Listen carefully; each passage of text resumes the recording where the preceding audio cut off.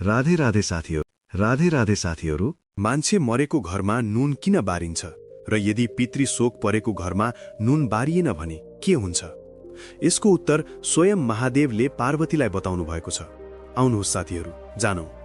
एक समयको कुरा हो, महादेव र पार्वती कैलाश पर्वतमा विराजमान हुनुहुन्थ्यो। चारैतिर शान्ति थियो, ध्यान र ऊर्जा प्रवाहित भइरहेको थियो। त्यही बेला पार्वतीले महादेवलाई हेर्दै भनिन्, स्वामी, तपाईँ त देवताहरूका पनि देव हुनुहुन्छ, तपाईलाई संसारका सबै कुरा थाहा छ। तर केही दिनदेखि मेरो मनमा एउटा जिज्ञासा लगातार उठिरहेको छ र म त्यसको उत्तर पाउन अत्यन्त उत्सुक छु। महादेवले शान्त स्वरमा पार्वतीलाई हेर्दै भन्नुभयो, बताऊ पार्वती, तिम्रो मनमा उठेको प्रश्न के हो? म तिमीलाई यस विषयमा स्पष्ट उत्तर दिने प्रयास गर्नेछु। पार्वतीले भक्ति भावनाले भनिन्, स्वामी, मानिसको निधन भएको घरमा नुन किन बारिन्छ र यदि नुन बारिएन भने त्यसको परिणाम कस्तो हुन्छ? म जान्न चाहन्छु प्रभु, कृपया मेरो यो गहिरो जिज्ञासा मेटाइदिनुहोस् र मलाई यसको रहस्य बताउनुहोस्। महादेवले पार्वतीको जिज्ञासालाई ध्यानपूर्वक सुन्दै भने, पार्वती, तिमीले उठाएको प्रश्न सम्पूर्ण मानव जातिका लागि अत्यन्त महत्त्वपूर्ण छ।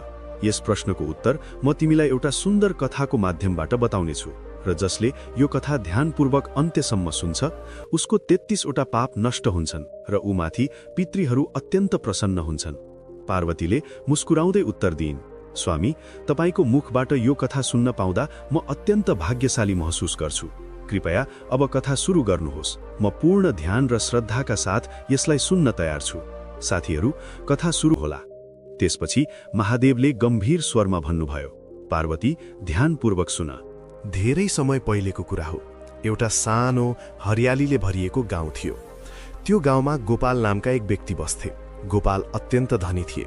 खेतमा अन्नका बालाहरू झुलिरहेका थिए र भकारी भरी अन्न थिए। विभिन्न प्रकारका पशुपन्छीहरूले घरलाई जीवन्त बनाइरहेका थिए। गोपालको घरमा टन्नै भैँसी, बाख्रा र कुखुरा हुन्थे। गाउँका मानिसहरू उनलाई मेहनती, सन्तुलित र अत्यन्त सम्पन्न व्यापारीको रूपमा चिन्थे। गोपालको श्रीमती सुशीला पनि निकै मेहनती र समझदार थिइन्। उनी बिहान चाँडै उठ्थिन्, घरको हरेक काम आफ्नो हातबाट हेर्थिन्। घरको सफाई, भान्सा, खेतबारीको अवस्था र पशुपन्छीको ख्याल सबै सुशीलाले आफै सम्हाल्थिन्। सुशीला मात्र गृहिणी होइनन्, उनले गाउँका परम्परा, धर्म र सामाजिक जिम्मेवारीलाई पनि उच्च प्राथमिकता दिन्थिन्। गाउँका सबैले उनलाई कर्तव्यपरायण, धैर्यशील र मर्मस्पर्शी पत्नीको रूपमा चिन्थे। गोपाल र सुशीलाका एक छोरा पनि थिए जो आफ्नै मातापिताको व्यवसाय सघाउँथे। गाउँमा जीवन सामान्य रूपमा चलिरहेको थियो। मानिसहरू आफ्ना काममा व्यस्त, खेतबारीमा मेहनत र व्यापारमा सक्रिय थिए। गोपाल र सुशीलाको जीवन पनि शान्त, सन्तुलित र खुसीले भरिएको थियो। उनीहरू दुवै गाउँको समाजमा आदर्श परिवारको रूपमा चिनिन्थे। तर एक दिन सबै कुरा अचानक बदलियो। गोपाल बिरामी भए। सुरुमा उनी सामान्य रूपमा थकाइ र ज्वरोको कारणले मात्र बिरामी भएको देखिन्थ्यो। सुशीलाले पनि सुरुमा त्यति गम्भीर नलाग्ने गरी घरेलु उपचार सुरु गरिन्। तर समयसँगै गोपालको अवस्था दिन प्रतिदिन गहिरो हुँदै गयो। उनको ज्वरो उच्च भयो, शरीर कमजोर भयो र दैनिक काम गर्न पनि असमर्थ भए। घरेलु औषधि, जडीबुटी सबै प्रयोग गरियो, तर केही लाभ भएन। गाउँका मानिसहरू, आफन्त र साथीहरू गोपालको स्वास्थ्य हेर्न आउँथे। कसैले राम्ररी पोषणको सुझाव दियो, कसैले धार्मिक उपाय अपनाउन भन्यो, तर कुनै पनि प्रयासले उनको स्वास्थ्यमा सुधार ल्याएन। सुशीला र परिवार अत्यन्त चिन्तित भए। उनी रात दिन गोपालको छेउमै बसिरहे, उनलाई अन्न र पानी दिइरहे, औषधि समयमा दिइरहे, तर गोपालको शरीर क्रमशः कमजोर हुँदै गयो। गाउँका सबैजना अचम्मित थिए। गोपाल जस्तो शक्तिशाली र सम्पन्न मानिस, जसले जीवनमा सबै कुरा सम्हाल्न सक्थ्यो, अहिले कमजोर र असहाय बनेको थियो। अन्ततः गाउँलेहरूले निर्णय गरे कि गोपाललाई शहरको ठूलो अस्पतालमा लैजानुपर्छ। शहरमा चिकित्सकहरूले सम्पूर्ण उपचार गरे, तर सबै प्रयास व्यर्थ साबित भए। चिकित्सा विज्ञानले पनि गोपालको जीवन बचाउन सकेन। अन्ततः सबैको आँखा अगाडि गोपालको मृत्यु भयो। गोपालको निधनले सम्पूर्ण गाउँमा शोक छायो। परिवार, साथीहरू र गाउँले सबै दुखी भए। हिजोसम्म हाँसो, चहल पहल र समृद्धिले भरिएको घर आज एकाएक सुनसान जस्तै देखिन थाल्यो। सुशीला शोकमा डुबेकी थिइन्। श्रीमानको पार्थिव शरीर अगाडि बसेर उनी बारम्बार अतीत सम्झिरहेकी थिइन्। गोपालको माया, उनको परिश्रम र उनीहरूले सँगै देखेका सपनाहरू। छोरा पनि स्तब्ध थियो। बुबाको छाया सधैँ टाउको माथि हुने उसलाई पहिलोपटक जीवन एक्लो र अनिश्चित जस्तो लाग्न थाल्यो। गाउँका मानिसहरू शोक व्यक्त गर्न गोपालको घरमा आउन थाले। कसैले सान्त्वना दिन्थे, कसैले आँसु पुस्थे त कसैले मौन बसेर श्रद्धाञ्जली अर्पण गर्थे। पण्डितहरूलाई बोलाइयो, विधिपूर्वक अन्त्येष्टि संस्कार सम्पन्न गरियो। गोपालको दाह संस्कार भएपछि घर फर्किँदा सुशीलाको मन अझ भारी भयो। अन्त्येष्टिपछि घरमा सूतक लागेको थियो। परम्परा अनुसार केही दिनसम्म घरमा पूजापाठ बन्द गरियो। तर यतिखेर एउटा महत्त्वपूर्ण कुरा छुट्न गयो, त्यो हो नुन बार्ने परम्परा। शोक, थकान र मानसिक पीडाका कारण सुशीला र उनको छोराले त्यसबारे ध्यान नै दिन सकेनन्। उनीहरू नुनयुक्त भोजन गर्न थाले। घरमा पकाइने हरेक खानामा नुन हालेर खान थाले। उनीहरूले यसको परिणाम के हुन सक्छ भन्ने कुरा सोचेकै पनि थिएनन्। पितृशोकको अवस्थामा पनि नुन खाएको हुनाले नुन खान थालेको भोलिपल्टदेखि नै घरमा अनिष्ट हुन थाल्यो। घरमा अनिष्ट देखिन थाल्न साथ सुशीला र उनका छोराको मन निकै अस्वस्थ भयो। रात पिच्छे सुशीलालाई अनौठो डर लाग्न थाल्यो। कहिले घरको कुनामा कसैले हिँडेको जस्तो आवाज आउँथ्यो, कहिले आँगमतिर कोही छ भन्ने आभास हुन्थ्यो, तर बाहिर गएर हेर्दा कुनै पनि व्यक्ति वा जनावर देखिन्थेन र कहिले भने बच्चाहरू रोइरहेको जस्तो आवाज सुनिन्थ्यो। छोरा पनि स्तब्ध भएको थियो। ऊ राति निन्द्रा लाग्दैनथ्यो। कहिले सपनामा बुबा गोपाल उदास मुद्रामा देखिन्थे, कहिले केही भन्न खोज्दै तर बोल्न नसक्ने। ऊ बारम्बार डराएर उठेर आमालाई भन्न थाल्यो, आमा, मैले बुबालाई सपनामा देखेको छु, तर उनी दुखी थिए। उनी मलाई केही भन्न खोज्दैछन् तर बोल्न सकिरहेका छैनन्। सुशीलाको मन झन अशान्त हुन थाल्यो। उनले सोधिन्, कसरी यस्तो हुन सक्छ? हामीले बुबा गोपालको भलो मात्र चाहन्थ्यौं, तर किन यस्ता अनिष्टहरू सुरु भए? तर यसमा मात्र रोकिएन। घरका पशुपन्छीहरू पनि अनौठो व्यवहार गर्न थाले। भैँसीहरू दूध दिन छाडे, बाख्राहरू बिरामी पर्न थाले र कुखुराहरू अकल्पनीय रूपमा मर्न थाले। खेतबारीमा लागेका अन्न पनि अचानक सुक्न थाले। पहिले कहिल्यै नदेखिएको प्रत्येक अन्नमा किरा लाग्न थाल्यो।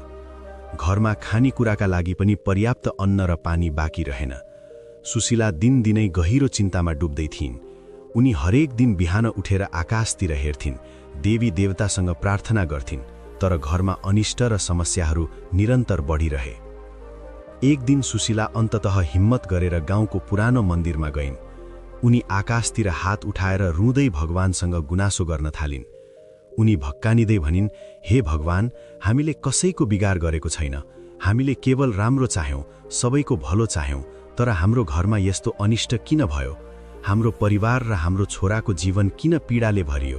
अब हाम्रो घर र परिवारलाई कसरी शान्ति मिल्छ? मन्दिरमा प्रार्थना गर्दा सुशीलाको मन केही हलुका भयो, तर रातमा सुत्दा उनको निद्रा फेरि उन्मत्त भयो। सोही रात सुशीलालाई एउटा भयानक सपना आयो। सपना यस्तो थियो, गहिरो अँध्यारो र घर वरिपरि एक प्रकारको धुन्धले छायो फालेको। त्यसमा अचानक उनको श्रीमान गोपालको आँखमा प्रकट भयो। गोपाल उदास मुद्रामा सुशीलातिर हेर्दै भन्छन्, सुशीला, यो अनिष्टको कारण केवल हाम्रो चाहना वा अज्ञानता होइन। यस घरमा पितृशोकको समयमा परम्परा अनुसार नुन बार्नुपर्ने कुरा छुटेको छ। हाम्रो घरमा नुन खाएको कारणले मेरो आत्मा बाँधिएको छ। हाम्रो घर र परिवारलाई यो कर्मले पीडामा राखिरहेको छ। सुशीला डरले काँप्न थालिन्। उनले गोपाललाई सम्झाइन्, प्रिय, हामीले गलती गरेर नुन खायौं, तर हामीले तपाईको भलो मात्र चाह्यौं। हामी जान्दैनथ्यौं कि यसले यस्तो परिणाम ल्याउनेछ। गोपालको आत्माले गम्भीर स्वरमा भन्यो, सुशीला, अब समय छ। श्रद्धा र विधिपूर्वक नुन बार्ने, पितृशान्ति पूजा गर्ने, दीप प्रज्वलन गर्ने र मेरो नाम लिएर प्रार्थना गर्ने हो भने मात्र घरमा शान्ति फर्कन्छ। यदि यसलाई बेवास्ता गरिन्छ भने यो अनिष्टले घरलाई अझै धेरै पीडा दिनेछ। सुशीला सपनाबाट व्यग्र भएर उठिन्। उनको मन भारी भयो। उनले छोरासँग भनिन्, अब हामीले तुरुन्तै पितृशान्ति पूजाको तयारी गर्नुपर्छ। केही पनि ढिलाइ गर्नु हुँदैन। हामीले श्रीमान गोपालको आत्मालाई शान्ति दिनु आवश्यक छ र घरको अनिष्ट हटाउनुपर्छ। सुशीला र उनको छोराले गाउँका पण्डितलाई बोलाए। पण्डितले विधिपूर्वक घरको चारैतिर नुन बार्ने, पितृशान्ति पूजा गर्ने, दीप प्रज्वलन गर्ने र गोपालको नाम लिएर प्रार्थना गर्ने सबै विधि बताए। जसरी नुन बारियो, घरमा पूजा सम्पन्न गरियो, घरको वातावरण क्रमशः शान्त हुन थाल्यो। बाख्रा भैँसी स्वस्थ हुन थाले। कुखुराहरू फेरि बाँच्न थाले। खेतबारीमा अन्न हरियो र सुन्दर देखिन थाल्यो। सुशीला र छोराले शान्ति र सुरक्षा महसुस गरे। घरमा फेरि सकारात्मक ऊर्जा फर्किएको अनुभव भयो। त्यसपछि महादेवले पार्वतीलाई भन्नुभयो, प्रिय पार्वती, यसरी पितृशोक परेको घरमा नुन नबार्दा हुने परिणाम यही थियो। घरमा अनिष्ट, रोग, आर्थिक सङ्कट, परिवारमा डर र अशान्ति, यी सबै घटनाहरू त्यसको प्रत्यक्ष प्रभाव हुन्। तर अब म तिमीलाई नुन किन बारिन्छ भन्ने कुरा विस्तारपूर्वक बताउनेछु। ध्यानपूर्वक सुन। नुन केवल भोजनको स्वाद बढाउने तत्त्व मात्र होइन, यसमा ऊर्जा र पवित्रताको शक्ति छ। मृत आत्मा र जीवित संसार बीचको सीमा तय गर्न, घरमा पवित्रता कायम राख्न र नकारात्मक शक्ति रोक्न नुन बारिन्छ। जब कुनै पितृशोक परेको घरमा नुन बारिन्छ, त्यो घरमा रहेका जीवित सदस्यहरू र मृत आत्मा बीच सन्तुलन स्थापित हुन्छ। यसले मृत आत्मालाई शान्ति दिन्छ र घरमा अशान्ति, रोग र दुर्भाग्य रोक्छ। नुनमा विशेष आध्यात्मिक गुणहरू हुन्छन्। यसले घरमा फैलिएको नकारात्मक ऊर्जा, शोक, डर र पितृ असन्तुष्टिको प्रभावलाई कम गर्छ। घरमा नुन नबारिए र नुनयुक्त भोजन गरिए भने मृत आत्मा बाँधिन सक्छ, जसले घरमा अनिष्टको लहर ल्याउँछ, जसरी गोपालको घरमा भयो। नुन त्याग्दा शरीर र मन शुद्ध हुन्छ भन्ने विश्वास छ, जसले गर्दा मृतकको आत्माले शान्ति पाउने र परलोकको यात्रा सहज हुने धार्मिक मान्यता छ। प्राचीन कालदेखि मानवहरूले पितृशोकको समयमा नुन बार्ने परम्परा पालना गरे। यसमा केवल धार्मिक अनुष्ठान मात्र होइन, विज्ञान र ऊर्जा पनि छ। नुनले घरको प्रत्येक कुनामा सुरक्षा कवच तयार गर्छ, मृत आत्मालाई शान्ति दिन्छ, जीवितलाई सुरक्षित राख्छ र घरमा सुख, समृद्धि र शान्ति कायम राख्छ। यदि घरमा नुन नबारियो भने मृत आत्माले घरमा अनिष्ट फैलाउँछ। नुन बार्दा घरको वातावरण पवित्र र सकारात्मक ऊर्जा सम्पन्न हुन्छ। नुनले मृत आत्मालाई शान्ति दिन्छ र उनीहरूले छोडेका कर्महरूको प्रभाव कम हुन्छ। यसरी मृत आत्मा प्रसन्न रहँदा घरमा सुख, समृद्धि र स्वास्थ्य कायम रहन्छ।